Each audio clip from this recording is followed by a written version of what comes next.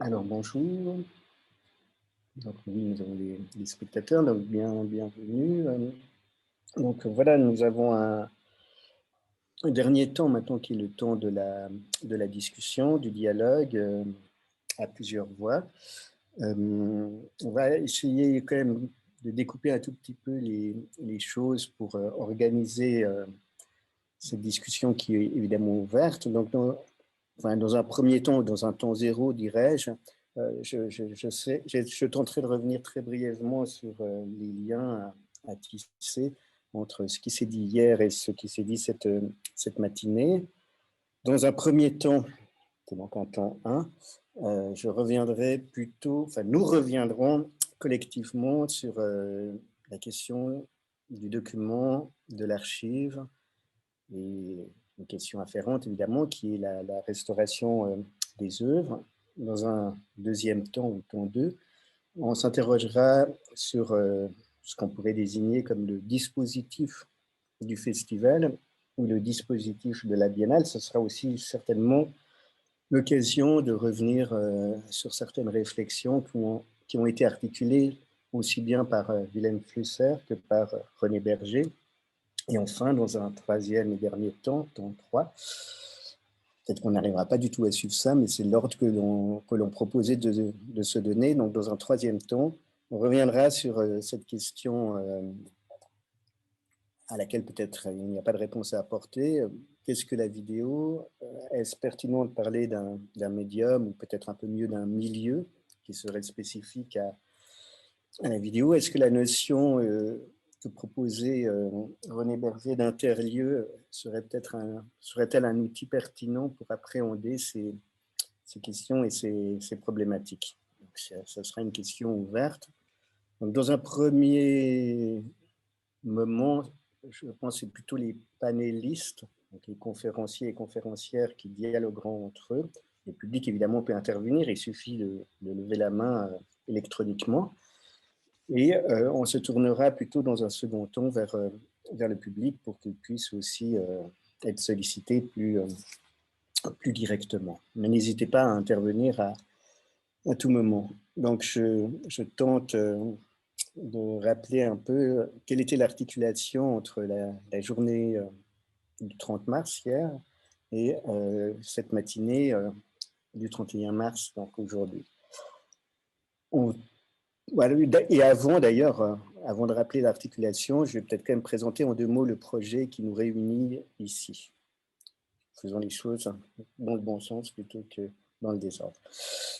Donc, vous l'avez compris, on a mis en place un projet de recherche qui portait sur un festival, enfin le terme n'est peut-être pas adéquat d'ailleurs, c'est plus qu'un festival, mais on a mis en place un projet de recherche qui tournait autour du Vidéo Art Festival, donc qui est un événement qui a débuté en 1980 et qui a pris fin en 2001. C'est un événement qui a été fondé par un galeriste, Rinaldo Bianda, qui avait déjà eu toute une série d'activités dans la galerie qu'il animait, la galerie Flaviana. Il a aussi bien montré du pop art, que des concerts et performances ou events Fluxus, que de l'art cinétique. Donc évidemment, on pourrait faire, et ça sera un peu notre but aussi, on pourrait faire l'archéologie du Vidéo Art Festival à travers cette expérience qui est articulée à la direction d'une galerie. Dans ce festival qui nous intéresse ici tout particulièrement, c'était pas simplement un lieu de présentation d'œuvres, c'était pas simplement un lieu de rencontre entre artistes et leur public, mais c'était aussi un lieu d'élaboration théorique. Hein. C'est un espace discursif, un espace de pensée, et cela s'articulait autour des colloques qui étaient organisés par René Berger, directeur, ancien directeur du musée cantonal des Beaux-Arts, initiateur des galeries Salon Pilote, qui préfigure, mais de façon non commerciale, les foires d'art. Art Basel s'inscrit un peu directement dans cette perspective-là. Donc voilà, c'est un lieu de pensée, c'est un lieu de présentation d'œuvres, c'est un festival et c'est une série de discussions ce qui a été théorisé par le lieu même comme un observatoire. Donc voilà, on a fait un projet de recherche qu'on conduit depuis l'École cantonale d'art de Lausanne avec le soutien du Fonds national de la recherche scientifique, et ça fait déjà plusieurs années qu'on travaille là-dessus. Donc le symposium, le colloque en ligne qui se tient présentement vient conclure ce processus de recherche, vient conclure, façon de parler, parce qu'on a encore 2 publications à produire. L'une, il faut la financer, les textes sont déjà réunis, mais la seconde, il faut, disons-le franchement, il faut l'écrire, tâche à laquelle moi-même et Adina s'attelleront avec assiduité et intérêt. Donc, qui serait une histoire critique du Vidéo Art Festival. Donc, les objets qu'on se donne, vous l'avez compris, c'est la vidéo, les enjeux liés à ce support technique s'il en est, et à sa présentation. Donc, ce n'est pas simplement les œuvres, mais c'est aussi leur mise en espace et leur circulation qui nous intéresse, ainsi que le réseau discursif qui les accompagne. Hein, les discours qui portent sur des œuvres spécifiques ou les discours qui portent sur le support même de la vidéo. Voilà, c'est un peu ça notre point de départ. Donc, on a mis en ligne la plupart des archives que l'on a reproduites du Vidéo Art Festival sur un site qui est spécifiquement dédié à ce projet, hein, qui s'appelle www.videoart.ch. J'ai même réussi à ne pas me tromper dans cet énoncé. Vidéo Art Festival. Festival. Ah, si, j'ai réussi à me tromper, en effet. Donc www.videoartfestival.ch. Et là-dessus, on a mis en fait tout ce qu'on a scanné. Alors, pour ouvrir cette discussion, d'abord, je vais tenter d'articuler hier et aujourd'hui, dans tous les sens du terme. Et ensuite, je reviendrai très brièvement sur cette question de documents et d'archives qui ont été et qui est encore notre outil de recherche. Donc hier, on a avant tout, c'était essentiel de le faire, donné la parole à des protagonistes du Vidéo Art Festival de Carnot qui sont intervenus, si vous voulez, à différents égards au sein de cette manifestation. Donc le but, c'était vraiment de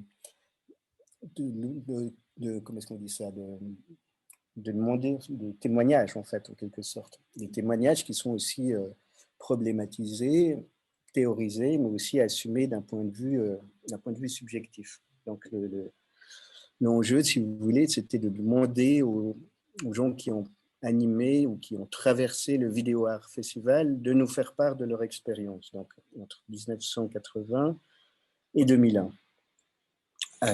Donc, ça a donné, il y a eu une présentation tout à fait riche et problématisée du festival par Marco Maria Gazzano, et il y a également Maud Paulien qui travaille avec nous sur ce projet de recherche et qui fait une thèse à l'Université de Lausanne autour de ce sujet, entre autres. Donc, et aussi bien, j'y arriverai, je m'excuse pour les traductrices, hein, je fais des phrases à rallonge, donc aussi bien Marco Maria Gazzano, j'y arriverai, que Maud Paulien sont revenus sur cet événement hein, pour essayer de le définir et d'en préciser les enjeux. Une première table ronde a suivi, où là encore, c'était des témoins, des acteurs, des protagonistes du festival qui se sont exprimés. Donc Lorenzo Bianda, qui fait partie de cette histoire depuis ses origines, Robert Cahen, qui est artiste, enfin, cinéaste, artiste, enfin, qui a aussi tout un parcours dans la composition musicale, qui s'est aussi exprimé à ce sujet. De nouveau, Marco Maria Gazzano, qui est à la fois historien, théoricien et acteur, si vous voulez, du Vidéo Art Festival. Et pour élargir ce panel, on a aussi demandé à Barbara London d'intervenir, hein, qui a mis en place le département vidéo du MoMA, mais qui a été aussi une interlocutrice et une actrice du Vidéo Art Festival, en particulier pour tout ce qui touchait à l'art vidéo nord-américain.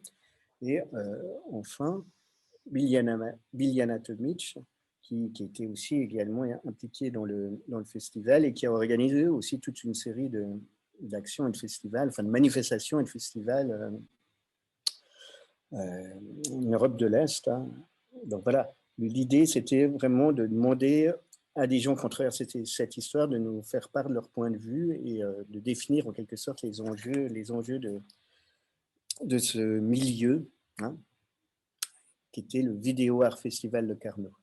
Alors, comment dire, pour mettre en perspective cette histoire et pour élargir aussi le champ, les enjeux et tout ça, le lendemain, donc aujourd'hui, on a demandé à plusieurs autres personnes qui n'étaient pas des acteurs ou des protagonistes du Vidéo Art Festival de revenir, d'exposer leur connaissance, leur expérience, leur pensée de questions qui sont évidemment au centre de cette manifestation. Hein. Donc, si vous voulez, c'est promis, je vais faire court. Le premier jour, on était plutôt centré sur la manifestation elle-même, et aujourd'hui, l'enjeu est aussi d'élargir un peu les perspectives et les enjeux. Donc, une des questions qui se pose forcément quand on parle d'un support tel que la vidéo, c'est la question de la conservation, de la restauration. Hein, vu qu'on est face à un support qui évolue très rapidement et qui est assez enfin, contingent, donc inscrit dans le temps, dans une époque technique déterminée et qui vite devient passée, se pose la question, ben voilà, qu'est-ce qu'on fait? Comment est-ce qu'on restaure? Comment est-ce qu'on conserve? Hein? Qu'est-ce qu'il faut rendre? Il ne faut pas être technophile, enfin bref, ça serait passer à côté des enjeux d'une œuvre, mais il ne faut pas non plus nier les problématiques qui se posent spécifiquement par rapport à ce support, qui sont aussi des problématiques techniques. Donc Anna Heuling est revenue ce matin à travers une étude de cas monographique, hein, qui était le travail de Nem Junpei, qui est évidemment une personne extrêmement importante, non seulement dans le champ de l'art vidéo, mais aussi plus spécifiquement ici dans le champ du Vidéo Art Festival de Carnot, parce que rappelons-le, certaines pièces vidéo de Nem Junpei qui ont été produites ou coproduites dans ce cadre, notamment Living with the Living Theater, hein, donc un document expérimental conçu par Nem Junpei autour des activités du Living Theater qui était invité à une des éditions du festival. Comme il s'agissait aussi d'ouvrir le champ aussi en termes géographiques, hein, on a demandé à une personne qui était très active au sein du Vidéo Art Festival, mais qui a tout un passé de curatrice et d'organisatrice d'événements, donc Barbara London, qui a développé vraiment la vidéo au sein du MoMA. Donc l'idée, si vous voulez, c'était pas simplement de dire, ben voilà, on a un objet d'étude qui est circonscrit dans le temps et dans l'espace, qui est le Vidéo Art Festival Le Carnot. Non, l'idée, c'est vraiment de mettre aussi en perspective cette histoire-là avec une histoire plus globale, plus internationale, et de voir comment les connexions se sont aussi concrètement faites. Enfin, nous l'accueillons cette fois pour de vrai, encore que sur Zoom, je ne sais plus ce qui est vrai ou faux. Enfin, nous avions demandé aussi à Martha Gellendener de revenir sur le parcours de deux personnes dont le parcours s'est croisé et qui sont des importants penseurs dont la pensée s'est à un moment donné fixée concentrée un petit moment autour de la vidéo. Donc, Wilhelm Flusser et René Berger. Donc, René Berger, vous l'avez compris, il était on dira l'organisateur d'une des facettes du festival, qui étaient les colloques qui se tenaient dans un lieu assez particulier. Il y a toute une histoire avant-gardiste et utopique à laquelle ce lieu est articulé, donc le Monte Verita.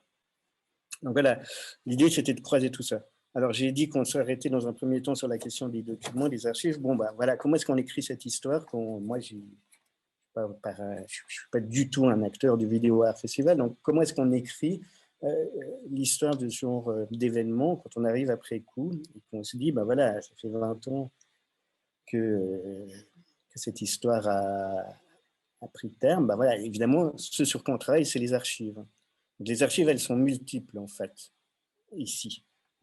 J'essaye d'être clair, simple et court, bref. Donc, d'une part, c'est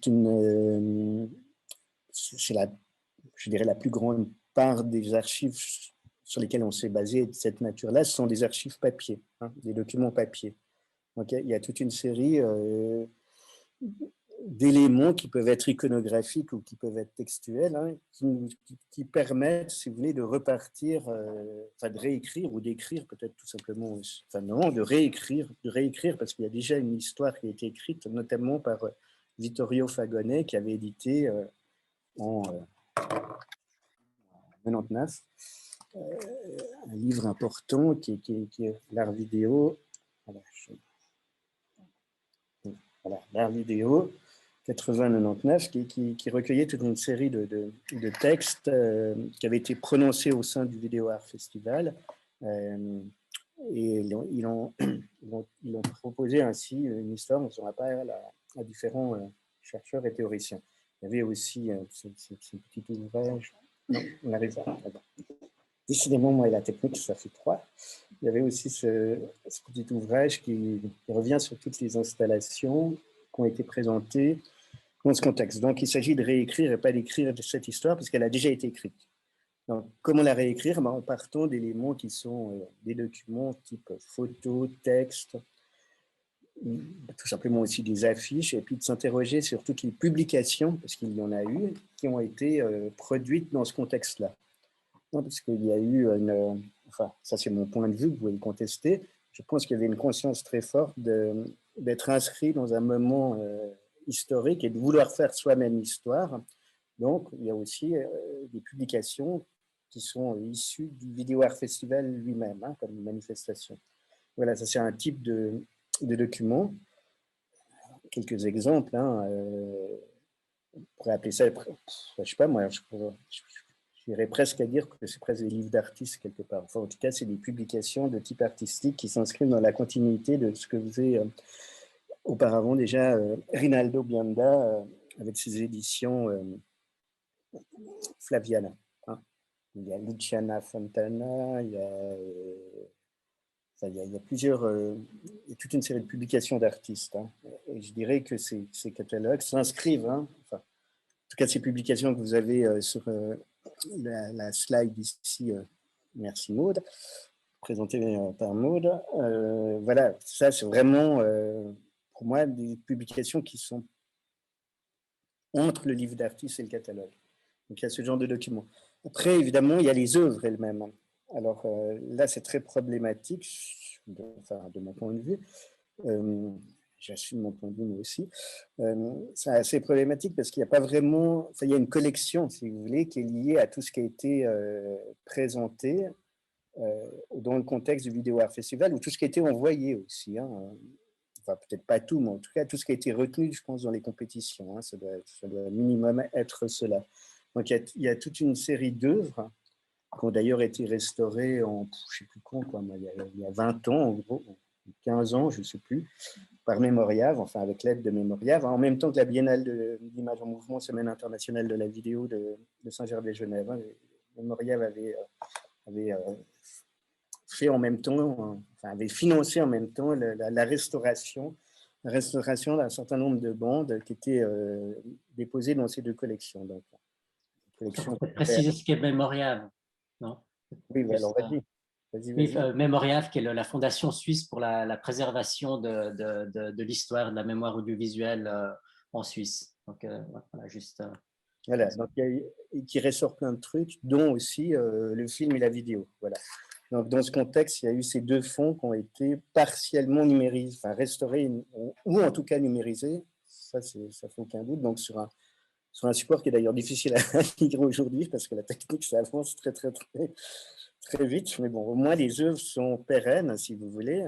Donc, c'était ces deux fonds, l'un associé à Rinaldo Bionda, enfin, on appelait ça le fonds Rinaldo Bionda, et un autre fonds qui était associé à André Hutton. Il y a d'ailleurs eu évidemment des contacts entre ces deux manifestations. La Semaine internationale de la vidéo voyant le jour bien quelques 4 ans après après le Vidéo Art Festival de Carnot. Donc voilà, ça sera un deuxième.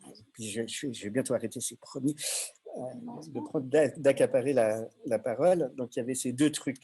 Ah oui, pardon, Lorenzo, je te passe tout de suite la parole. Lorenzo. Voilà, je suis là. Oui. Bonjour à tous. Je remercie pour les présentations de ce matin qui étaient très intéressantes de revenir un peu aux racines des choses. Là, j'ai ajouté Pike qui nous fait compagnie. On parlait, c'était le protagoniste ce matin.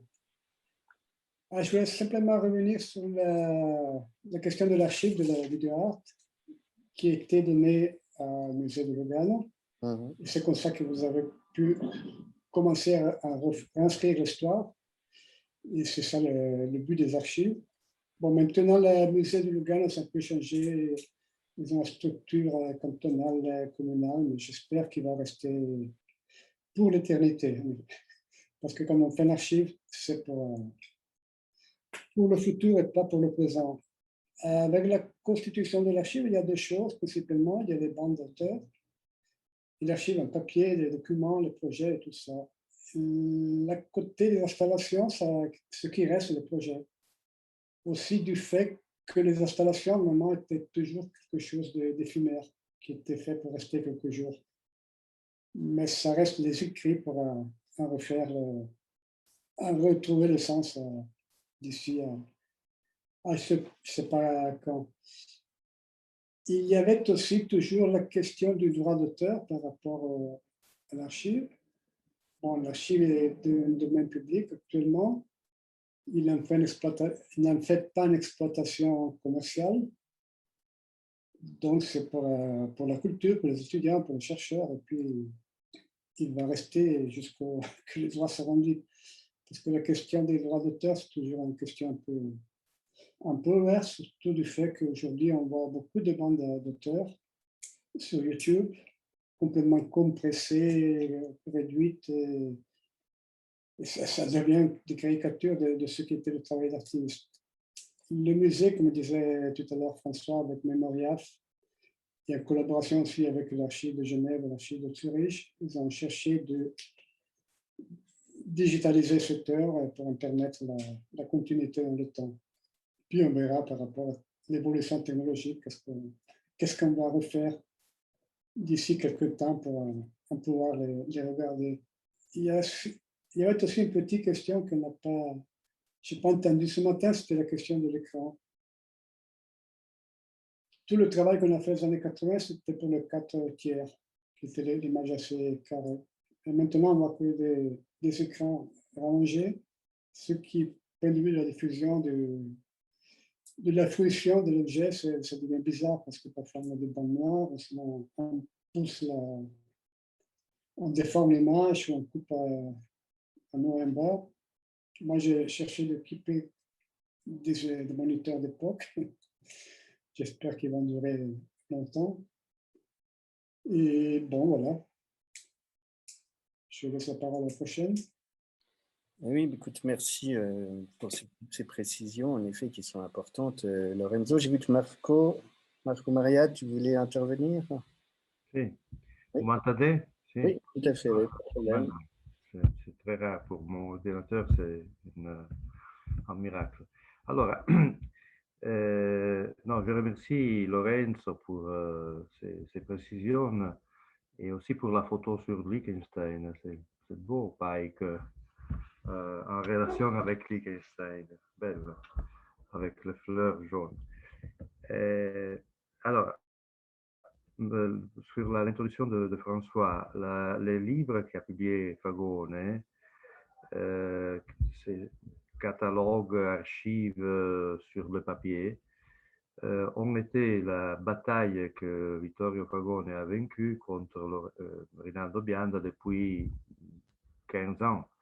Parce que en étant Vittorio Fagone un historien d'art et un théoricien, mais c'est celui qui, dans la maison d'édition de Feltrinelli à Milano, avait suivi l'édition en livre de toutes les œuvres sur papier, les textes des grands artistes, de Marais, de Schlemmer, n'importe quel Bauhaus. Il y a une énorme collection très importante de textes d'artistes traduits en italien et publiés de Feltrinelli. Et ça a été toute la collection suivie de Vittorio Fagone. Donc, l'idée pour un historien d'art qui s'est interrogé sur la nouveauté des choses, etc., mais qui était quand même un historien, l'idée de l'archive était fondamentale. Et au Video Art Festival, il n'y a jamais eu un archive. Rinaldo avait une attitude vraiment un peu anarchique de ce point de vue. Moi-même, des années 80, quand je suis arrivé au festival, je lui ai toujours demandé à l'archive, au moins l'inventaire des bandes qui arrivaient, des listes, des choses, etc. Et ça, il n'a jamais écouté, il n'a jamais donné d'intérêt à ces choses. L'œuvre est l'œuvre, c'était vraiment fluxus comme attitude, un peu Monte Verita, mais quand même Monte Verita, il n'y a rien sur une expérience si importante du commencement du siècle. Il y a aujourd'hui l'Elisarium avec quelques petites choses, on a vu, mais on n'a pas des archives, on n'a pas vraiment des archives de photos, de papier, de presse. C'est l'esprit de Monte Verita, même au Video Festival. On a eu vraiment du mal pendant les années à retrouver des documents et Fagone à les publier. Et j'espère que sûrement Lorenzo a récupéré tout ce qui était possible. L'archive photographique de Lorenzo Bianda et des photographes que Lorenzo a convoqués pendant les 20 années du festival pour documenter le festival est peut-être la seule source complète, véritable, inouïe, extraordinaire qu'on puisse utiliser. Parce que vraiment, sur le papier, il y a beaucoup de choses peut-être au ex-musée cantonal, mais c'est maintenant au musée de Lugano, mais sont des morceaux de l'histoire. Hein? Parce que il y a aussi des inventeurs d'initiatives comme Rinaldo Bianda qui n'avaient aucun intérêt à conserver la mémoire. Pour eux, l'acte artistique était celui réalisé au moment donné, dans le lieu donné. Rinaldo a toujours bataillé avec les professeurs universitaires, avec même René Berger, avec moi, pour Fontanil, Monier Rabal, qui lui demandaient prudemment il faut conserver la mémoire. Il répondait toujours la mémoire n'existe pas, c'est la vie est là, nous sommes là avec les artistes. Je vous ai invité Pike, parler avec Pike, la mémoire reste dans la tête. Il y a vraiment une attitude, disons, de ce genre. Donc il faut la storiciser elle-même, l'inclure dans l'histoire d'une institution comme le Video Art Festival. C'est partie du projet, non? Donc, les livres qu'il a réalisés à la fin de ce projet, Vittorio Fagone, sont des morceaux d'une histoire plus longue, faite avec ce que Vittorio a récupéré. Mais, par exemple, moi ou Lorenzo, nous avons beaucoup d'autres matériaux, même de textes théoriques importants, parce qu'il y avait des photocopies, des très rares photocopies. Oui, ça, ce sont les 3 catalogues que j'ai réalisés avec Lorenzo, mais ce sont 3 années. Et on a eu beaucoup de mal à les produire, parce que Rinaldo était presque contraire. Et sont seulement 3 sur 20. Tous les colloques de René, tous les observatoires que j'organisais, toutes les déclarations des artistes, ce sont des morceaux de télévision qui étaient réalisés hors du festival, par exemple de la télévision de la Suisse italienne, et des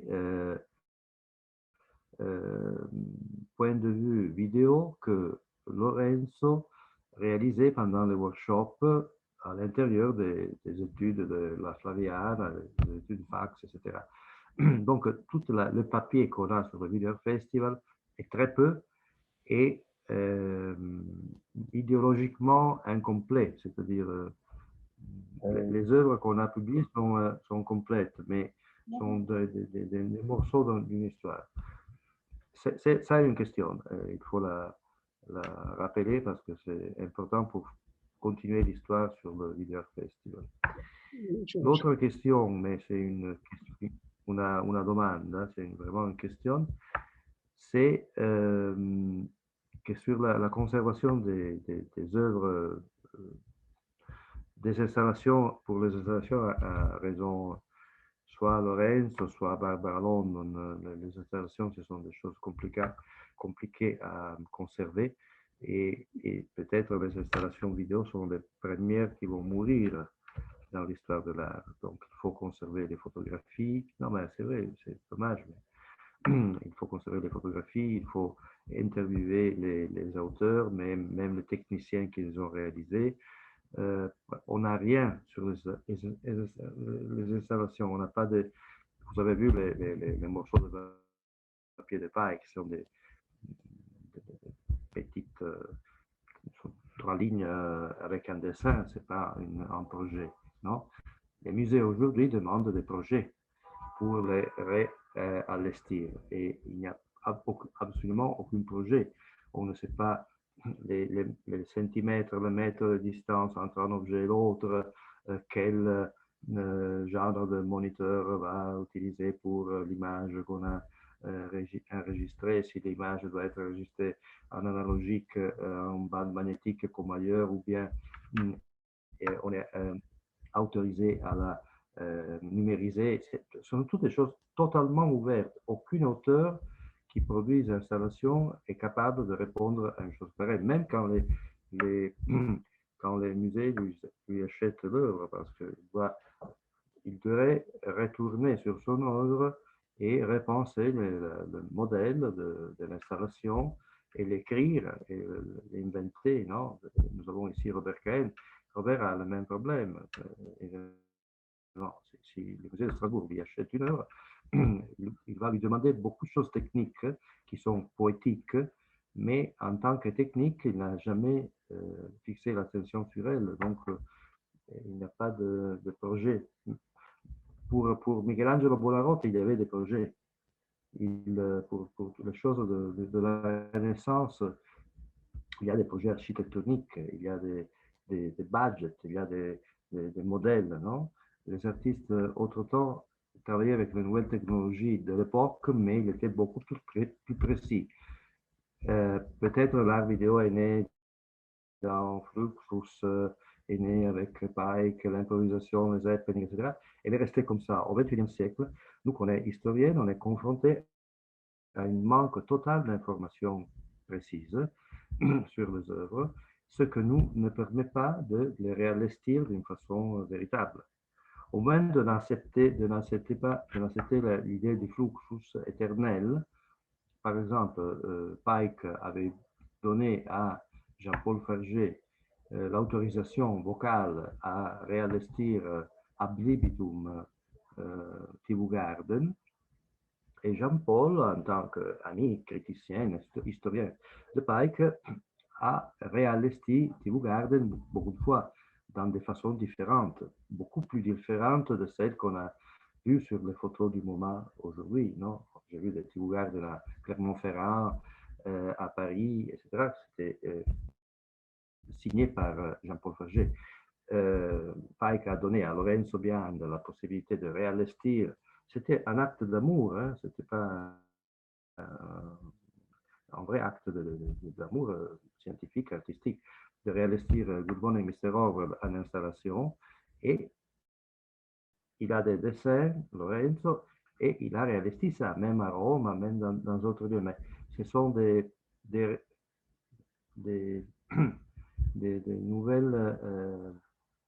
nouvelles œuvres, disons, dans l'aura de Pike. Ce n'est pas exactement ce qu'on entend on imagine pour un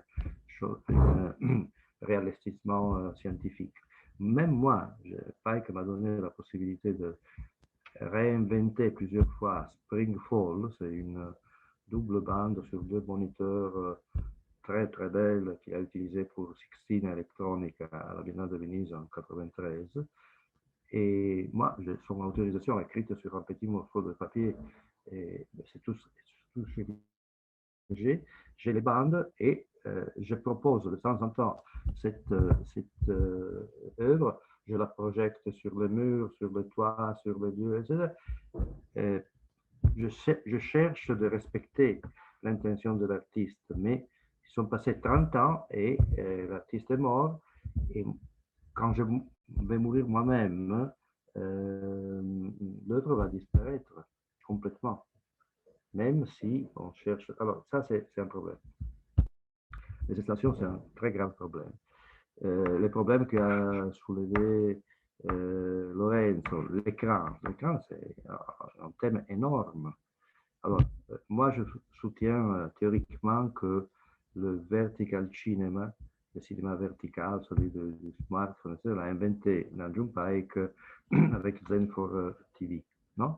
C'est lui le premier qui a, mais c'était une opération de performance médiatique et visuelle, de prendre le téléviseur et de tourner de 90 degrés et le mettre en vertical.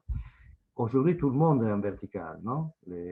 Dans les boutiques de mode, dans les supermarchés, dans la ville, c'est tout vertical cinéma. C'est tous des images en mouvement vertical, non? Et ça change beaucoup l'idée du cinéma, parce que l'idée de cadre, de point de vue, d'angulation, de focus, ça change presque tout du point de vue linguistique dans le vertical cinéma. C'est un problème épistémologique très, très concret. Et même l'élargissement au 16:9 de l'écran du cinéma, non? Le panoramique photographique, qui est utilisé même de la télévision. Par exemple, la télévision italienne, presque toutes les télévisions, sont en train d'utiliser les reprises techniques des années 50 à la télé et les représenter aujourd'hui. Et au moins la RAI, la télévision italienne, fait des choses horribles parce que il prend des choses qui ont été enregistrées en 2 pouces analogiques aux années 60. Ils les gonflent, ils les traduisent en numérique sans contrôler le numérique et c'est pas une bonne traduction d'analogique au numérique parce qu'il n'y a pas un contrôle de contraste, etc. Ils les présentent sur des écrans horizontales élargis. Donc, toutes les distances entre les pixels explosent et on ne voit plus rien. On attend quelque chose parce que le son a été plus défini, même en électronique, de l'image, mais on ne voit plus rien des morceaux de télévision des années 50 et 70. Ça, c'est une idée, la façon de la télévision d'utiliser commercialement ou spectaculairement son archive. Alors, le problème qui se pose en théoricien, en chercheur sur les arts électroniques est qu'il faut isoler les problèmes d'un point de vue scientifique. Il faut inventarier les archives, savoir qu'est-ce qu'ils ont, quels sont les supports qui sont restés. Ce n'est même pas le support original, mais ce qui a l'archive. Si c'est un bande magnétique, si c'est un pouce oumatique, une demi-pouce, etc. Une VHS, même il y a des VHS qui sont excellents. Alors, faire l'inventaire des papiers sur lesquels qu'on a, non? Barbaron a très bien dit aujourd'hui, chaque morceau de papier est fondamental pour l'histoire, et alors il faut conjuguer ce que les jeunes qui travaillent seulement avec le web ne comprennent pas, les papiers, les morceaux de papier des artistes ou pas d'artistes. Marco, je m'excuse, comme on est un peu limité dans le temps et qu'on souhaite aussi donner la parole à d'autres personnes qui souhaiteraient répondre à des commentaires. La question, mais effectivement, j'allais rebondir aussi sur un problème.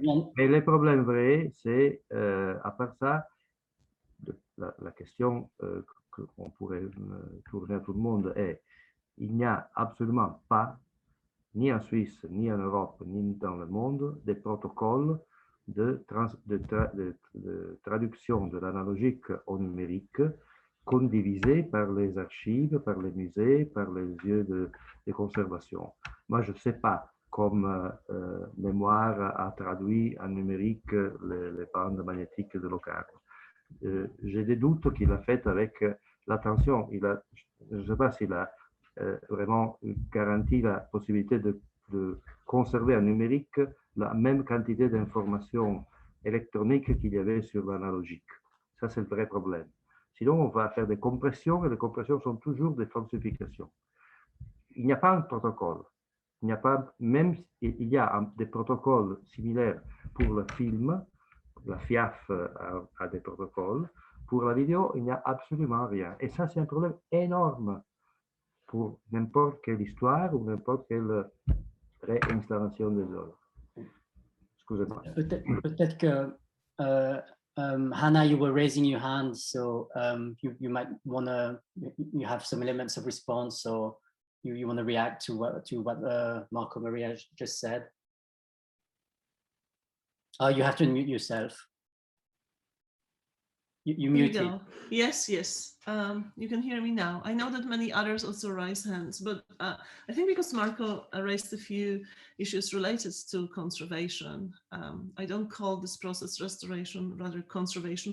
And I think I might be lost in translation a little bit, because I do think that the terminologies here are super important, especially when we talk about archives, you know, the actualization of the works on the basis of the archive with the knowledge of the people in time, back in time then.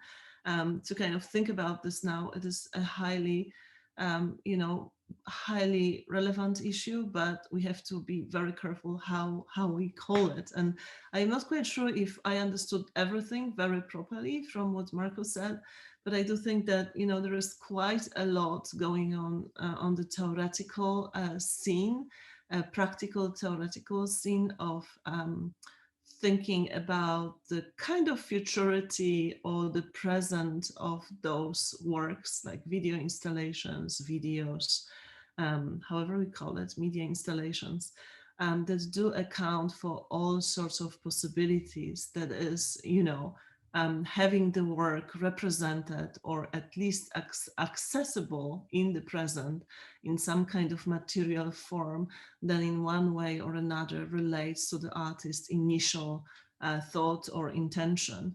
I think, you know, the intentions, I was trying to, I think, demonstrate the intention is a very, very complex notion as well.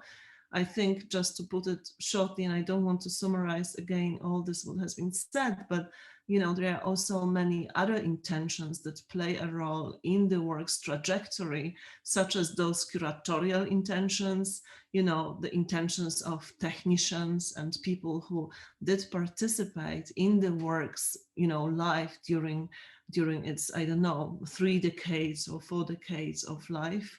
And I know that Sistine Chapel was, you know, actualized now by curators for this traveling exhibition, which is quite controversial, but quite also an interesting work. You know, I could speak for ages about this, but I think that video and installation is a very interesting case study for us to think what it means to engage with a large portion of artistic heritage, you know, it was produced since the 1960s nowadays, because, you know, there are aspects of video and installation art that are purely visual as well. Although, as you remember, I argued for the materiality or for the significance of the materiality of those works, that we can only understand that, you know, through this, by the kind of looking through the materiality. But there are visual aspects of those works which, you know, can be in some ways reacted upon or even continued in the present. For instance, if a photograph exists, you can always much better relate to a work of video art than a work of sonic art, such as Barbara, you know, shown sound that has been, you know, perhaps recorded, but ambient sound installation is such a complex work that even the best documentation, you know, can capture just a fraction of the work. So that's actually valid for all sorts of works created since the 1960s, because they are such heterogeneous and you know, mixed media works, that everything that we try to captures just a part, and every archive is just as well only partial, you know, only fragmentary, and only allows us for only do just a part of the work that could be done. And, you know, I work now on performance, for instance, which is also a project founded by the Swiss National Science Foundation in Bern. And it's quite interesting to see how basically even more ephemeral, if you wish, you know, works are being recalled, memorized, and actualized in the presence. You know, people that experience works talk about their memories and try to actualize the work in the present. So there are ways of, I think, actualization of works that go beyond this kind of simplicity of restoration or conservation in the most rudimentary, you know, and kind of basic sense, that that do kind of provide us with possibilities, you know, of engagement in the presence. Whether these works are the same, there is no question, they aren't. But I do think that if we think about them as a sort of, you know, in terms of extended identity, that what survives still resonates with the initial, and let us not think about those works or this artistic oeuvres still, you know, in some present way, present and yeah, and valid for present generations, then perhaps it's enough. I don't know, but this is my comment. I think also working on the archives of the Video Art Festival, I think one really compelling thing is, which by the way, the paper archive, the documentation, which is scattered between the museum in Lugano. Some of the archive is actually held by Lorenzo in one of his, he has a dedicated space for that, but also a lot of the material that we worked with and based the research on is actually held in Lausanne at the Cantonal Archive, which holds the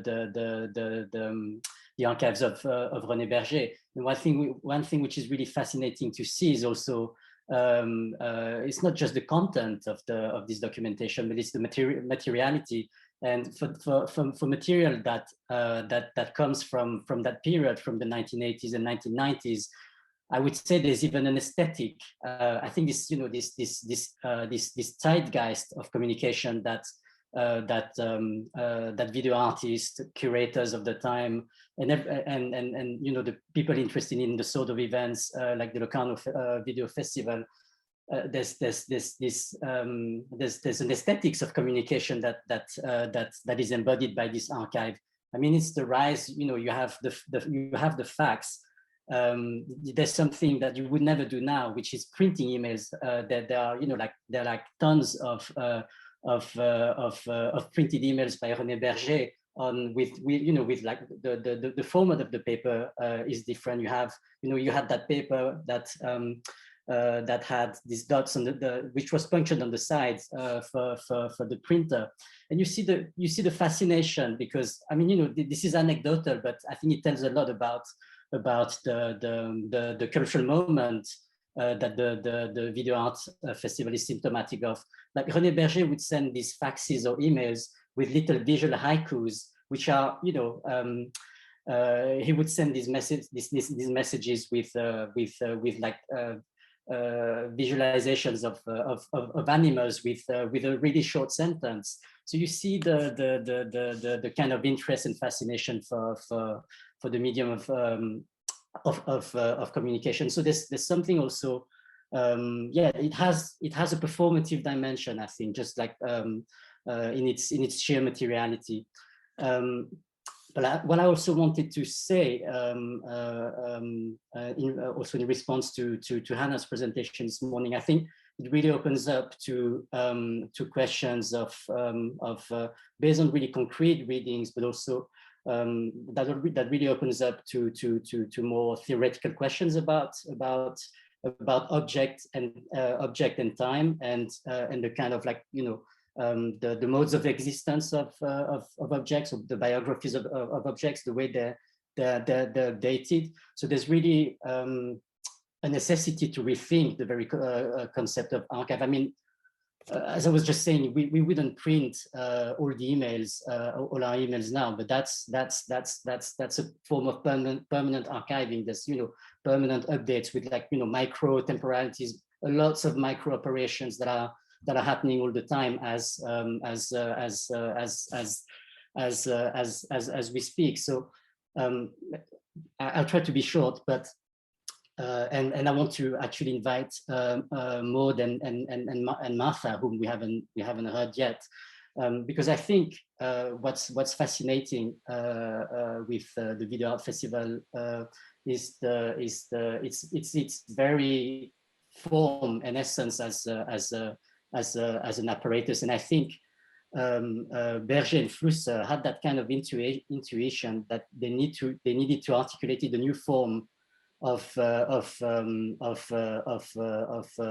space for the kind of work that was happening. And I was also quite intrigued this morning when you said, Hannah, that the research you did raises the question of the boundaries between restoration and curation. And I kept wondering, what actually is the right space to exhibit these works, and how you actually pay justice to the fact that they're constantly being updated. And perhaps I think the festival was a response to these sorts of to these intuitions. And what I want to say now in relation to Willem Flusser and Berger, and actually that hasn't been mentioned neither by Maud nor by Martha, but Martha, you mentioned Willem Flusser's role in the Sao Paulo Biennial, and Maud, you mentioned a kind of programmatic text by René Berger about what the festival is. And in fact, the two of them also got together around an attempt to define what a biennial, what a festival, what an exhibition, what a museum should be in the electronic age, or like the emerging cybernetic age. And of course, I mean, yeah, I think on the one hand, there's the idea of René Berger of the festival as an information center, and on the other hand, there's Willem Flusser's. I think he named it a take on the biennial through the critique of communication.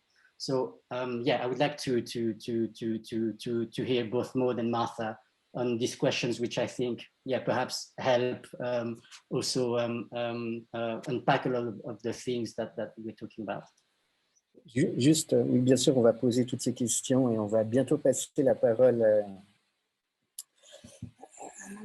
à Maud et Martha, mais je voulais peut-être d'abord passer la parole à Lorenzo, qui avait levé la main et qui a lui-même organisé, en tout cas, c'est lui qui a organisé le dépôt des archives du Video Art Festival Locarno, Musée cantonal de Lugano-Asie. Donc, ça serait intéressant d'avoir son point de vue aussi. Je voulais revenir sur des questions.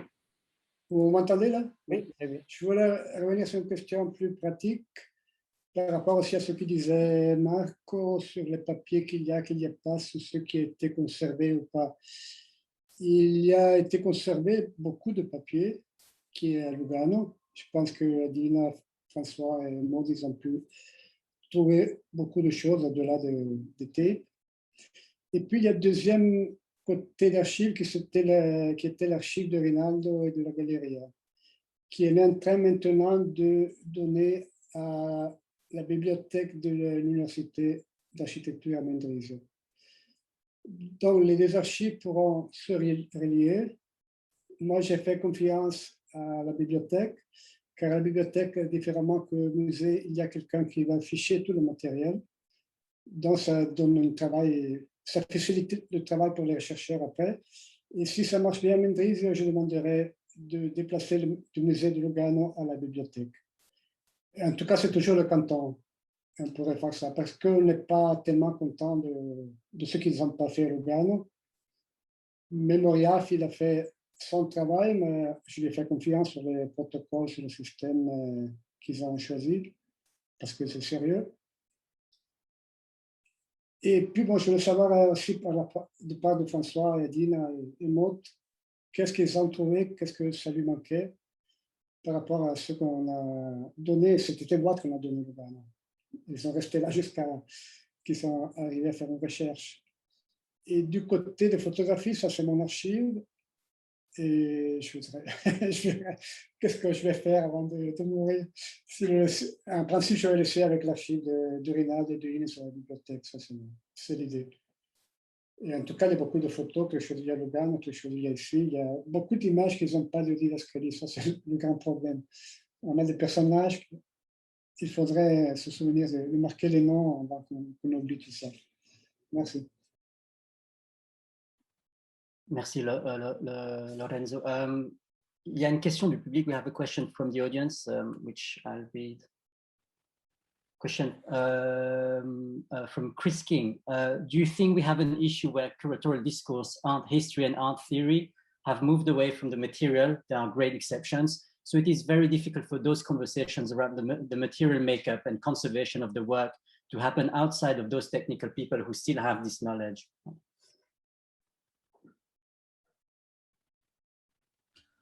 I can talk to this question, but perhaps we should maintain some. I don't know. There were others in front before me, but I can totally talk after others finish to this question. Yeah. Yeah. Go ahead, Hannah. Then. All right. Yes. Well.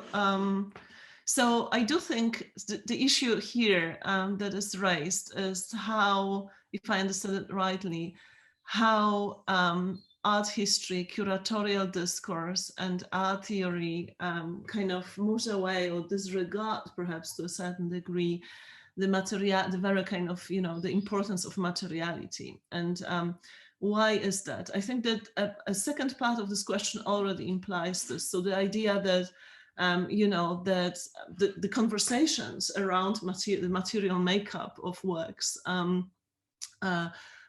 of art are quite often formulated in technical jargon that, is perhaps a little bit foreign to traditionally trained art historian or visual culture scholar, even material culture scholar. I must say that I had a few experiences with those because I taught at Barth Graduate Center, which is an excellent school, for material culture studies in New York. But basically the vocabularies of those disciplines quite often are slightly, how can I put it? Well, so they are different than, the vocabulary of conservation. But I think in the recent past, conservation became, more and more incorporated into more theoretical discourses, or the disciplinary even apparatus of conservation, become noticed by other disciplines.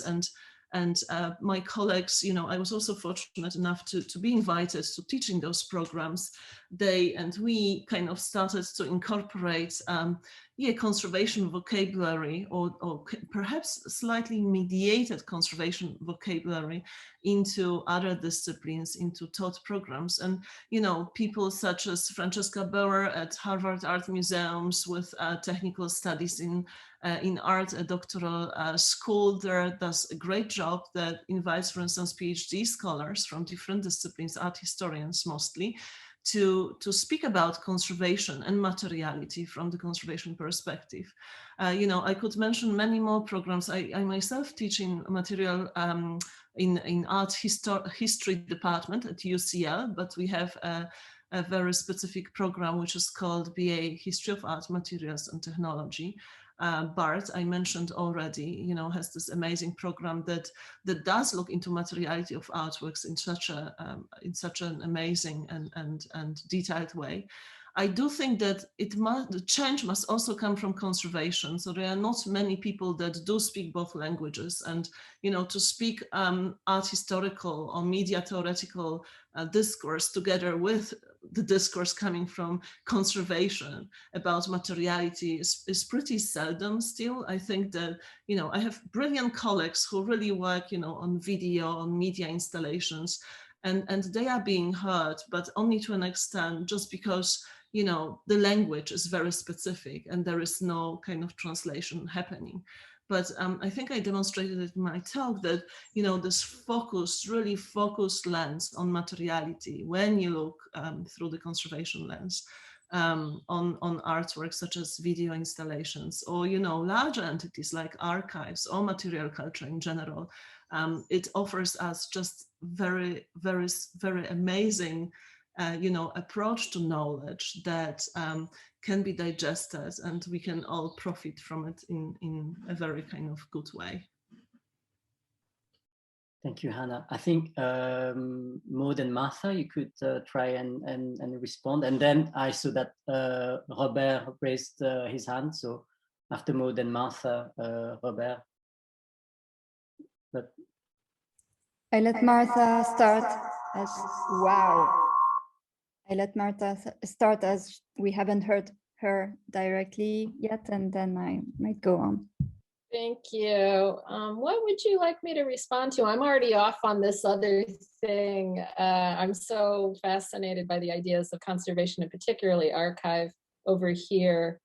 You know, we start with EAI, and nowadays we have things like UbuWeb. So, and I'm one of those art historians who does terrible things like shows bootlegs of videos and things like that. So, but it's just an ever-shifting landscape. I had a conversation with Joan Jonas a couple of years ago about whether she wanted her things online or not. And I said, well, you know, I really do like to show them to the kids so they know what's out there. And so now things like I showed Song Delay 2 nights ago, which just was not available for decades. So it's interesting. Was there anything you wanted me to respond to with Flusser? I should say one thing. I had cybernetics in the title, and I've gotten a little obsessed with, as you may have noticed, with concrete poetry and that whole period. And so I kind of spent more time on the run up. But in the cybernetics, and I think you were mentioning communicology, was that what you were maybe thinking in terms of what Flusser in his dialogue with Berger was saying, you know, this idea of art and communication and trying to shift from what they called the discursive, the one-way communication, to the dialogic, and that in a sense covers the cybernetic to one extent. I think I can share my screen if I had a little bit more time and wherewithal. If you could see this, one of the artists that Flusser wrote about was this Asian American artist, Wenying Tsai, who made very specifically cybernetic sculptures, but I couldn't find an overlap with Berger. And he was at MIT, so he was working with Georgi Kepish and people like that, who, you know, in that whole Sao Paulo biennial, the one that got boycotted, Kepish had prepared an entire art and technology exhibition that the Americans boycotting the biennial got him to shut down. So that's a whole other topic. But were there any specific things that you wanted me to address, or? Yeah, of course. I mean, Wenying Tsai is one of the most prominent artists of Inuyasha Rashad's cybernetic serendipity in '68, which I don't know if Flusser visited it, but Berger definitely visited it. In fact, I found René Berger's copy of the catalog with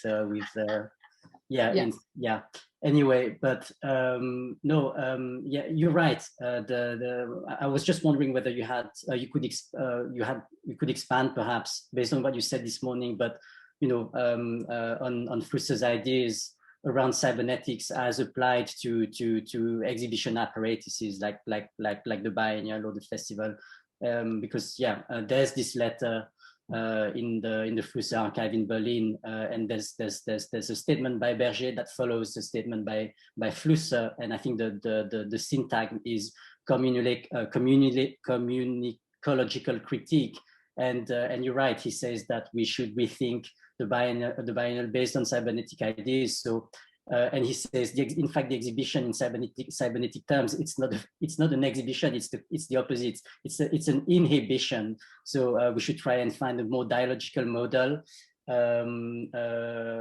based on this communicological critique and notions of feedback. And there's an echo between another echo. In addition to what you retraced this morning, between Flusser and Berger. Yeah, well, and also for Flusser, one of his things, because he was coming out, I kind of just quickly showed a slide of Berger's early writing. And that one particular book, which was the book from 1963, I can't remember the Discovering Painting or whatever it's called, and where he's really trying to communicate painting to this larger audience. And that's where I think they may have connected. I don't see that in the correspondence, but clearly they had the same thing in mind, where Flusser was saying it's not a crisis in art, it's a crisis, in a sense, it is what we would now say it's publics, but that it's a crisis in communication in terms of how art is received. And of course, in Brazil, what I was sort of I focused on one thing, but he also, is very, in the background there is the neo-concrete and all of that. So there's that.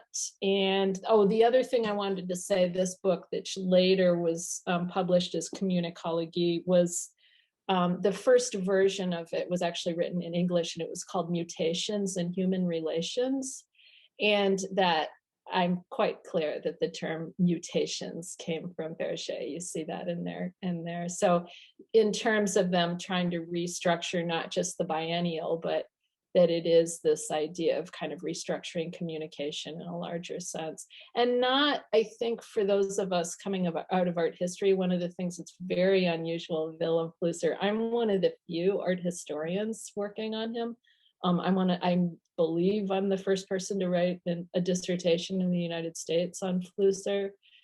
And so when we kind of go in, we might look at it from a formal perspective a little bit, even, as a kind of hangover in art history.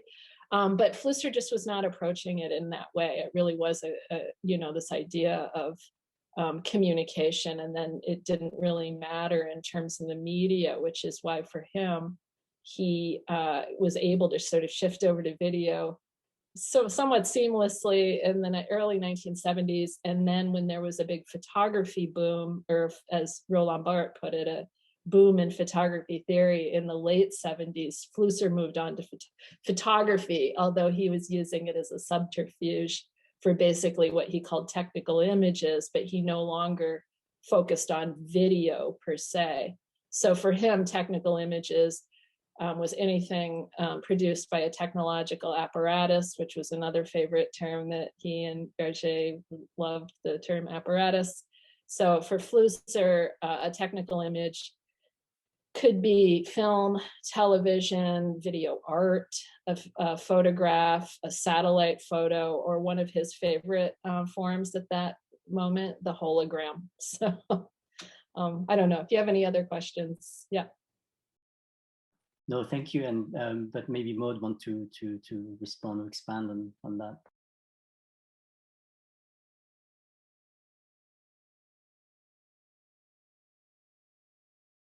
Maud, you're on mute.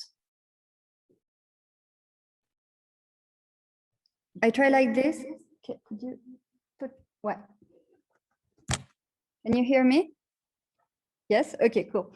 So yeah, compared to what I presented yesterday morning, yes, indeed, in between we found some letter from Flusser to Berger and some reflections on the biennial format. And it definitely says that it's a sort of is doomed to perish unless reorganized. So, and the conclusion is that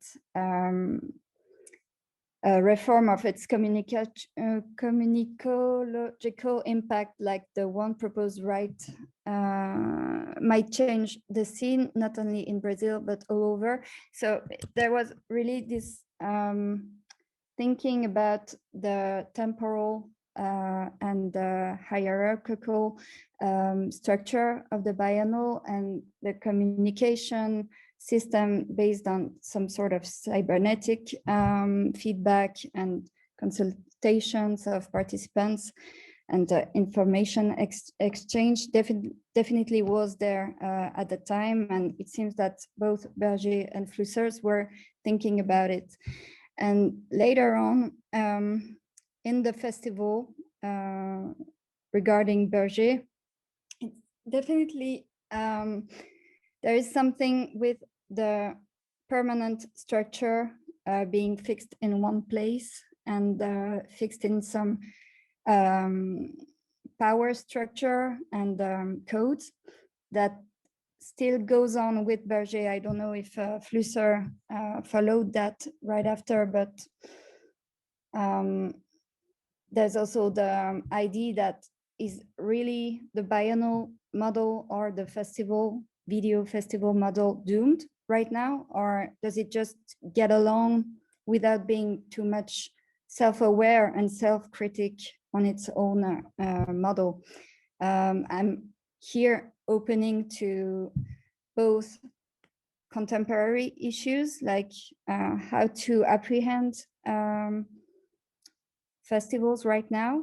Are they also objects that we could address with the tools that Flusser and Berger used to build and create in order to apprehend these?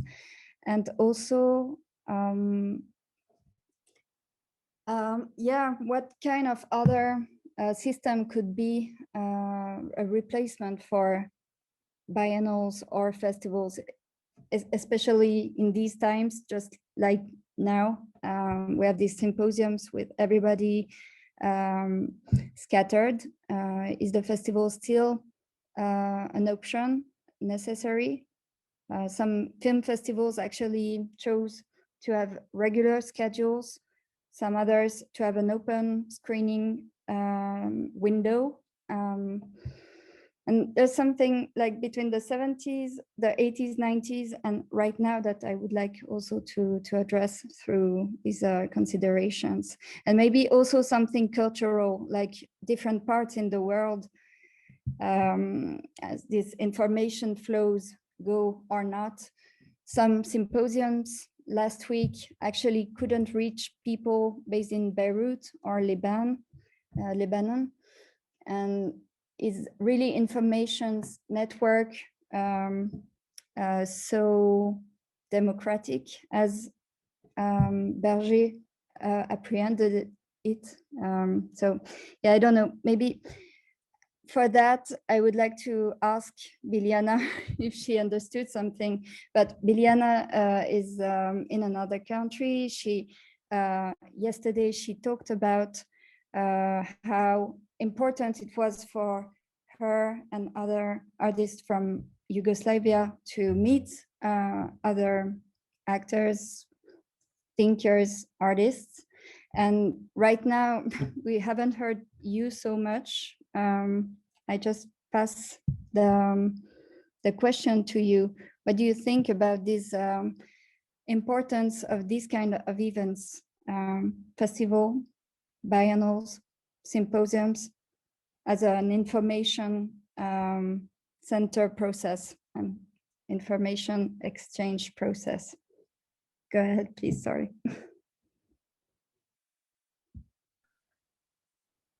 Yeah, I think it's okay. It's okay. Mm-hmm. Okay. So, to be very sincere, in our time, we never thought about this because it was just a life, you know. So it was, we were moving from one place to the other place without thinking, is it biennial or festival or symposium, etc. It was important to be present, and it was important to be part of some culture event, you know. So exactly that time we were still very young, and how to say, we are very curious how to say, when is some symposium or something like ICA presentation or some others, you know, to hear the others older, what they're talking, etc., etc. And also I have to say that we as a young at that time, especially 80s, we were really very, I can't say really political engaged, it was much more culturally engaged, you know. We were against everything, you know, so it means listening the older generation talking about certain activities in present time, you know, we were absolutely angry and against all kind of their explanation what's going on in the moment, because we were sure that everything what they're talking, it was wrong, you know. It was wrong because our wishes, about our ideas, our courages, and how to say our hopes, and how to say our feeling, that is exactly our moment, you know. So it's happened also not only here, it's happened also in Italy, it's happened in many other countries, when the young people had this feeling that is their time. It means also the moment of 68 with the movement of young people. It was revolution, you know, to make, to change the world, you know, to do something, to change something. So I have been part of these groups, normal Italian, because I studied several times in Italy as a language, as a university, etc., etc. So, for example, 68 for Venice Biennale, I was part of Italian group, and we closed the Biennale, and we were on the San Marco Piazza, you know, and that's it, you know.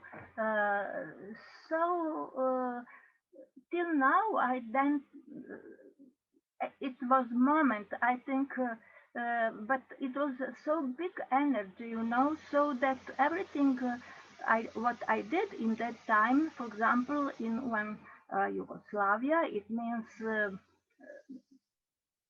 exactly East European country, you know, it was possible to organize everything what happened abroad, you know.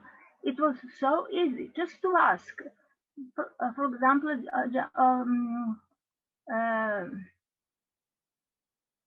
the group of Arte Povera artists, would you like to participate of a theater festival in Belgrade? They said yes. And also, what was interesting? It was interesting. Nobody paid. It was everything for nothing, you know. To come, to stay, to come, to go, you know. For example, Gary Shum, or for example, Avalanche, or larger, you know, from Europe or from America, etc. The people coming just because they heard that something is one small country is happening, you know. It was very really moment, you know, and we were so proud about this moment that how to say, it was really our time, if I can say like this. But exactly, everything is very short, you know. Also, the energy of is very short, you know. It means exactly after Biennale in Venice, and then Documenta 72, we were, how to say, we understood that we can't change anything, because the power of culture and the power of money, it means the rich countries and the rich galleries and the rich places, etc., etc., or especially how to say, collectors say one, is such important and such strong that it's not possible to continue to be free and to create something like a new era of some new movement or some changing of language or to see what's going on and who you are and what art it is, etc., etc. You know. So, for example, it happened that for me it was easy to invite Germano to come to Belgrade with a group of Arte Povera. And I have to say that was organized 68, but it happened that exactly when the festival, so-called Bite Festival in Belgrade starts, it happened that just in the day of the beginning of the festival, Pino Pascali had accident and he died, you know. So in that moment, it wasn't possible to organize this presentation in Belgrade, you know, but 2 years after, Achille Bonita-Oliva, lui did it to another presentation, La Persona, and he came with a larger group of artists, also Arte Povera and artists who were around Achille Bonita-Oliva. So I don't know how to explain. It was so spontaneous, you know. It was so easy. For example, I just went how to say, to Italy to meet Achille. I said, Achille, would you like to come? He said, okay. And it's happened. You understand? And also later, you are talking about the festivals, about the biennales, etc., etc. For us, everything was easy. If somebody is saying, oh, we would like to come to visit you, we said, okay, we are going to organize a festival. Or we would like to make exhibition. Okay, we are going to make a biennale, you know. For us, it was everything the same, you know, no difference. It was important that the people were coming. Maybe you're laughing, yes, but you see, okay, so it means that's it. That's it. It means,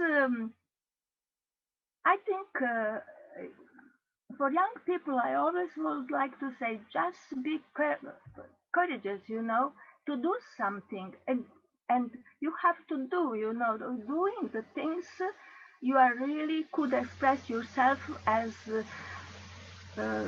best as possible, you know, and it's just like this, you know, how to say. Also, the other side, I have to say that how we were problematic politically countries, you know. So the institution like Student Culture Center were different in different cities. So, for example, during the 60s, when we had a Zagreb famous exhibitions, New Tendencies, we have a Student Culture Center in Zagreb, which was really perfect. It was really a first point of movement of young artists. For example, we were talking about Martinis, about Sanja, about many other Croatia artists, you know. They started that time. It was the second half of 60s, you know, and it was absolutely amazing, you know. But what happened? 60s, 70s, when I started with the BITEF to work, and after that with Student Culture Center, with all my knowledge and communication with the people, we start to organize festivals, then meetings, then symposiums, then so many incredible manifestations, you know. And then Belgrade during the 70s, it was the most actual and most active and most present and most international place during that time. Then 80s, it happened that after when Tito died, you know, situations politically changed completely. You know, in that time, immediately starts also separation in between the republics, you know. So the next place so active became Slovenia, Ljubljana. Ljubljana, as always, it was the richest republic, you know, and closer to Austria, Italia, and Europe, you know. So they had the chance to continue these activities, especially with media and with TV. And also group of Italian artists from Ljubljana at that time, we were also a Locarno. And later came 90s.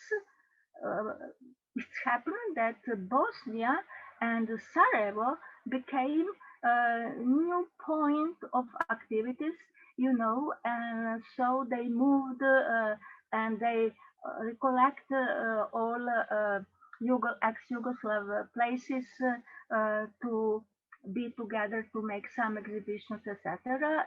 And so on. On the end, it was also Montenegro. So it means to work or how to say, to get the chance to do something. It's always the question of the economic and then also political and so of this real situation where you are, you know, and how to say, that's it. I could say only, for example, I remember this, how to say, this easy way of doing the things. For example, I get a letter from Marina Abramovic saying, look, Biljana, I am coming back to Europe and I would like to present for the first time our work on the China Wall, you know, in Belgrade. Is it possible? In that moment, I said, okay, we are doing the summer festival. Marina Abramovic is coming, then we are going to come to invite other friends from abroad and from ex-Yugoslavia. Marina is here, and we are going to make big happening, you know. The happening means really to enjoy beautiful and fantastic manifestation of different people and different artists and good relations, good food, and so on, etc., etc. I hope that's a little bit about activities during the 60s, 70s, and 80s. I didn't know that it's possible to show some images what you done during the past, you know, especially about the media, because they have a lot of material, you know, and exactly this moment I'm working on the book, the period of Beat of Theater, what was really the best moment in ex-Yugoslavia, you know, because all the famous theater groups, alternative, new, you know, were in Belgrade, and it was chance to work with them and also to understand something what was so important. And as art historian, I'm really happy to be with the theater than with the gallery, because in the new moment, you know, in the new era, it means of 60s, what was so open, everything, and so, how to say, was looking like it's possible, everything is possible. So also in the theater, you have all what you want.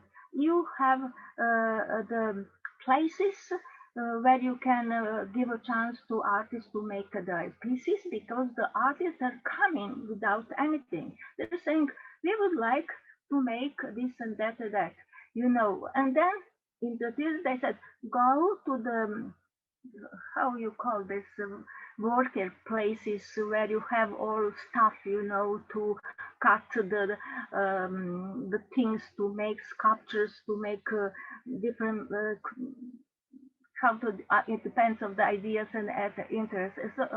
So it means it happened that we, in the right moment, we were in the right place together with possibilities to create art immediately in the place where you are. What in the gallery, it's never possible, you know, because they don't have such kind of offices with all different, I don't know in English, where you can make the pieces of art, etc., or to produce something, etc., you know. So it means how to say, for me it was easy. It's incredible. It was everything very easy, and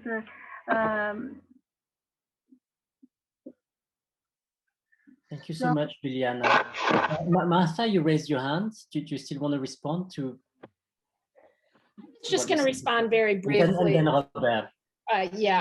To Maud, the fact that this idea of biennials, the important thing about the Sao Paulo biennial, of course, is that it's the second one and modeled after the Venice Biennale. And that, of course, was founded in the 1890s, a year apart from the Olympics. So send your best artists, send your best athletes, send your best artists. And the Sao Paulo biennial borrowed that model, but they were also very early on the idea of the sort of like soft power, you know. So Flusser was coming up, so he was completely aware of that. And I just was going to show this book later that he wrote, Freedom of the Migrant, Objections to Nationalism. So he objected to the nationalism in, he had fled Nazi-occupied Prague. His entire family was, I say entire, his nuclear family was killed by the Nazis. He could see within the biennial structure as it existed, that this whole other, forget about art. He was just looking at the kind of, structure of the biennial, and that's part of why it was so important for him. And as we know, we're sort of living it out in multiple ways. I showed that, Hiro Steyrl slide at the very end. And of course, lots of people read that essay, Duty-Free Art, so we think about kind of borders and free ports and all those kinds of things. But also during the pandemic, that many people have said, oh, well, maybe nations are the best ways to deal with pandemics, that it sort of makes people rethink nationalism. I have to write a whole chapter on this. So, I'm thinking a lot about those issues. So thanks for. Thank you, Martha. Robert, je vous passe la parole. Vous vouliez intervenir. Oui, merci. Tant de belles choses viennent d'être dites. Je vois Biljana Tomic est une archive vivante extraordinaire, et nous le sommes tous d'une certaine manière. Et cela m'a fait penser que concernant le Video Art Festival de Locarno, on pourrait réanimer quelque chose pour le rendre vivant aujourd'hui, en s'adressant, comme j'avais commencé à le faire, à ceux qui avaient participé, pour d'abord pouvoir communiquer leurs souvenirs, mais également aller vers les artistes qui ont produit des œuvres qui étaient présentées lors du festival, et de comprendre un peu leur trajet, de découvrir aussi l'avenir de cet art vidéo qui a duré 20 ans avec ce Video Art Festival, et comment les artistes se sont accaparés des nouvelles technologies et apportés et regroupés. Alors, ce n'est pas tout le monde, mais c'est les artistes qui sont encore vivants, qui pourraient contribuer à apporter une source nouvelle d'intérêt et d'analyse, à la fois pour les théoriciens, pour les artistes entre eux, et pour communiquer ensemble sur ces nouvelles données. Voilà, c'est une idée qui m'a traversé l'esprit.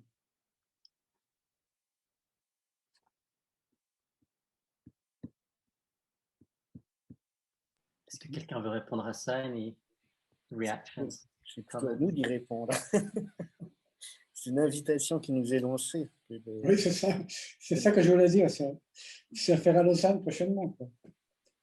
Voilà, mais Une grande réunion de tous ceux qui ont participé au vidéo.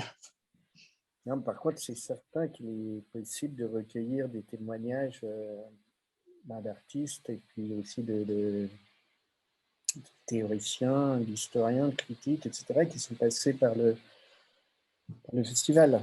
Il y a un objet, une structure comme un site internet qui existe déjà, à très bien accueillir à une multiplicité de déclarations, de points de vue et de témoignages là autour. Donc oui, c'est une bonne idée. Le dialogue des artistes s'exprimant pourrait apporter aussi ces différences qu'il y a dans l'idée de la conservation de leurs œuvres. Nam June Paik est l'artiste le plus génial, qui a touché à tout et qui avait une liberté tellement extraordinaire que certainement il se serait emparé des nouveaux outils pour transformer d'anciennes installations si elles devaient être présentées à un public, simplement parce qu'il était participant de la vie. Et dans son geste de création, dans sa poésie et dans son intelligence, il aurait partagé de cette manière. Les théoriciens et les gens qui s'intéressent au travail des artistes veulent essayer de retrouver l'authenticité de la première présentation, mais l'évolution fait que, obligatoirement, et comme artiste, je peux vous dire que chaque fois que je suis invité à présenter mon travail dans un lieu, je dois m'adapter au lieu et non pas demander au lieu de s'adapter à mon travail.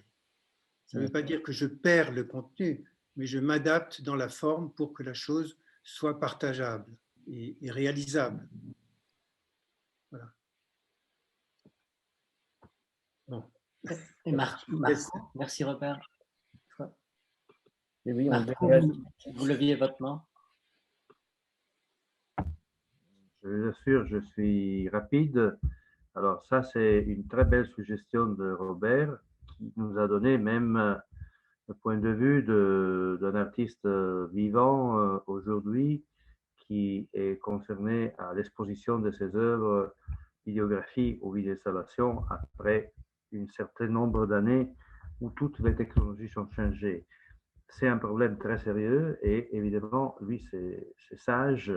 Tous les artistes sont sages et ils s'adaptent au lieu, aux technologies, aux commissaires, aux règles de la communication. Mais ça, c'est une limite quand même, il faut le savoir. C'est une praxis utile pour les artistes, mais c'est quand même une limite qu'il faut chercher d'éviter. L'autre idée de Robert est très importante. C'est évident. Au moins pour les artistes encore vivants, il faut lui demander et enregistrer leur point de vue sur les lignes de conservation de leur travail audiovisuel. Il faut le demander aux artistes et il faut chercher au moins de le respecter. Je pense que c'est utile, c'est un grand travail pour les jeunes chercheurs, mais un autre point de vue, notre devoir qu'on a comme chercheurs jeunes et non plus jeunes. C'est vrai ce que dit Robert, que nous tous, on est des archives vivantes, mais quand même, on n'a pas jamais, pour notre formation politique, pour notre jeunesse, pour beaucoup de choses, on n'a jamais affronté la question de financement des arts vidéo et des arts électroniques.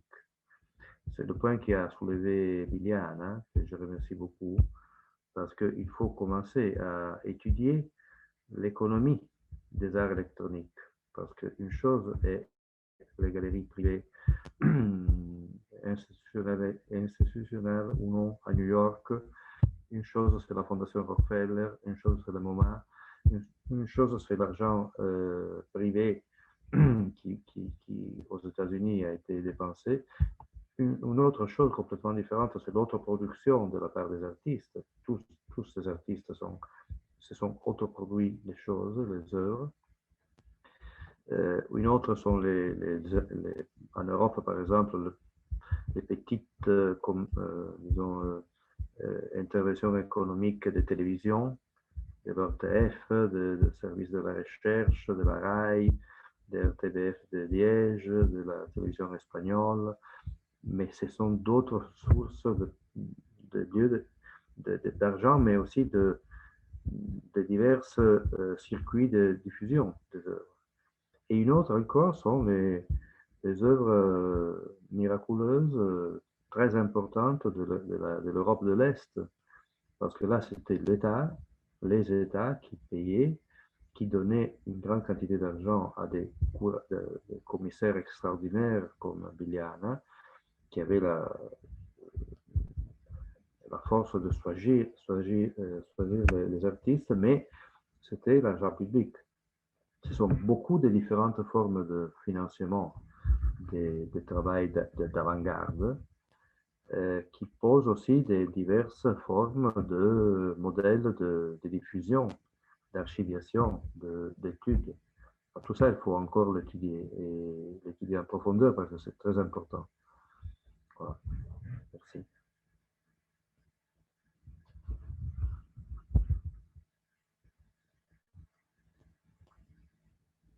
Anna? I have just a quick thought because I think we are running over time, but I also thought, perhaps we should also ask the question, because we are always asking the question, what the artist, what the curator, what the conservator and so on wants. We are asking about our intentionalities. And Adina, you mentioned in your comments, I think, this new kind of thinking in areas of new materialism, even auto ecology and so on. And I wonder whether it would be also interesting to think about what the object wants. If you think about a work and its relation to time and space and the viewer, and perhaps, extrapolating from it, one could even go so far to ask what the archive wants, So outside this human, perhaps, centrism, to push this object centrism a little bit further. I mean, object centrism of conservation here implied, as I argued in my talk, to push it a little bit further and ask, how can we conceive of a work that wants something for its own future or so? Just a quick thought and perhaps something to think about.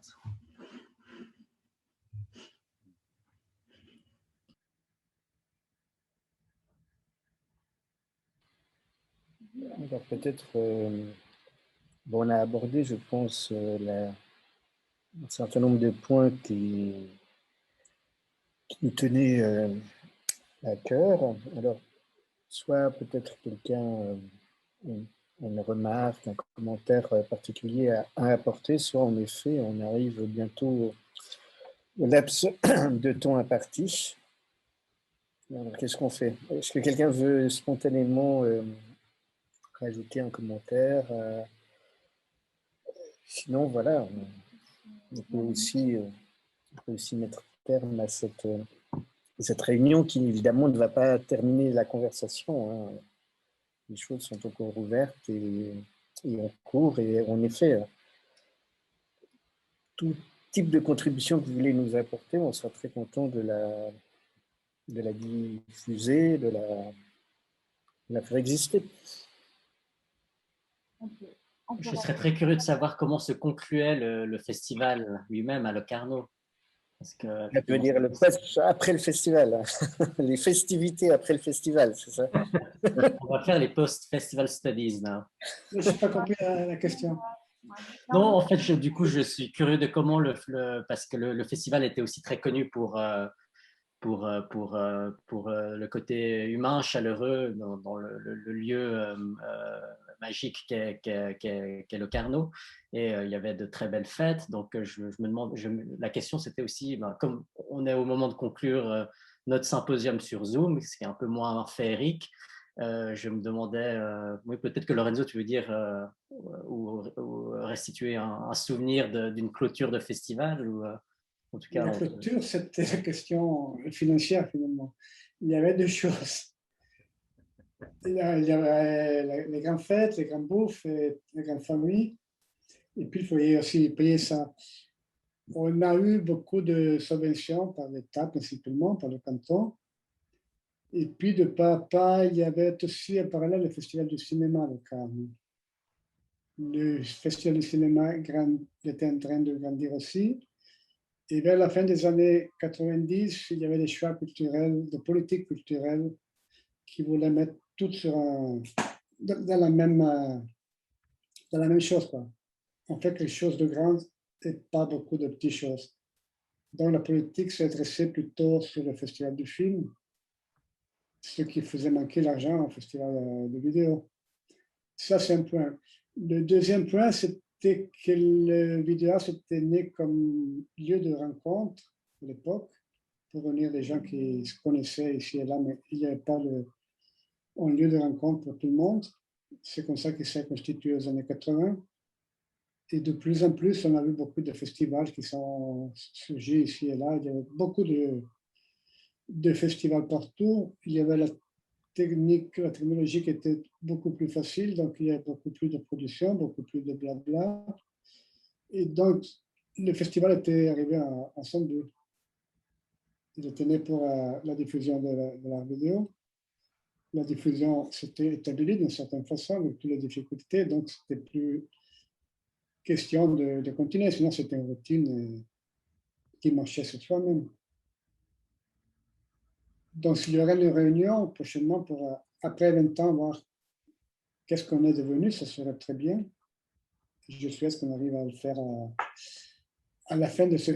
Aujourd'hui, c'est la fin du travail de recherche, mais qu'il puisse être un point pour démarrer autre chose. Là, je pense qu'on va conclure. Je vais conclure. Je voulais remercier tout le monde. Je ne voulais pas oublier la traduction qui était très bien. Je ne remercie jamais, mais on a la voix à côté, on ne voit pas la personne. Et je voulais dire merci. Et puis bon, au revoir à la prochaine. Avec Robert, on a toujours un rendez-vous ouvert. Marco, j'étais en train de préparer des choses pour toi par rapport à l'archive. Et les autres, on se voit quand c'est bien qu'on se voit. À très bientôt. Alors. Au revoir. Comunque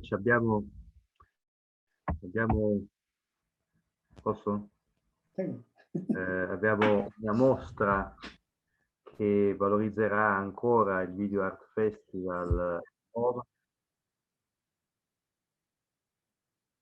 qui est prévu à Rome en 2022. Et je vous inviterai, on aura l'occasion pour reprendre ce discours, même une journée de débat, peut-être à l'Institut Suisse de Rome.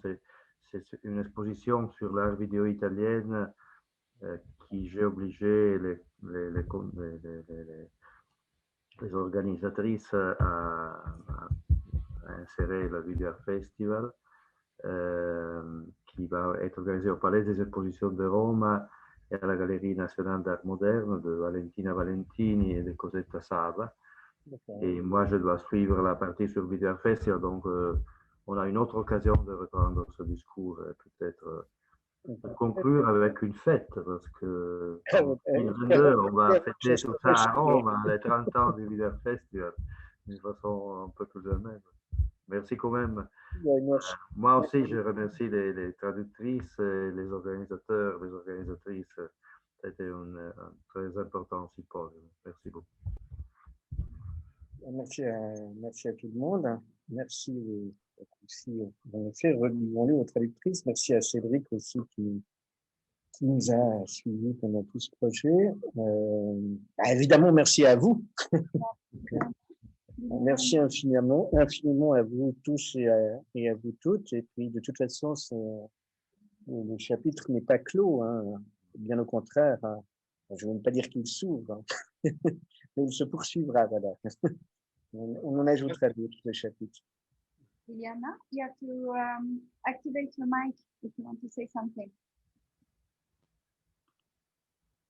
Yeah.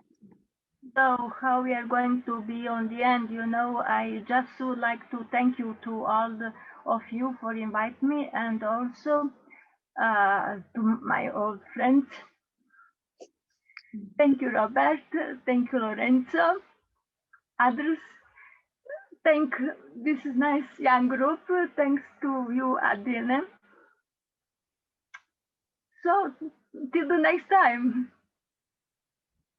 All the best. It was really very nice, everything. Sure, c'est le mot de la fin, alors à la prochaine fois. Espérons-le, sera bientôt là et pas à travers Zoom, quoi. Enfin bref, c'est très bien les plateformes de communication, mais il n'y a pas que ça. Va bene. Grazie François, grazie Adina, grazie Cédric, Maud, tutti. Ciao. Oui, merci. Oui, merci. Ciao tout le monde. Ciao tutti. Ciao. Tutti, c'est fort sur Zoom. Bravo, parli italiano. Thank you everyone.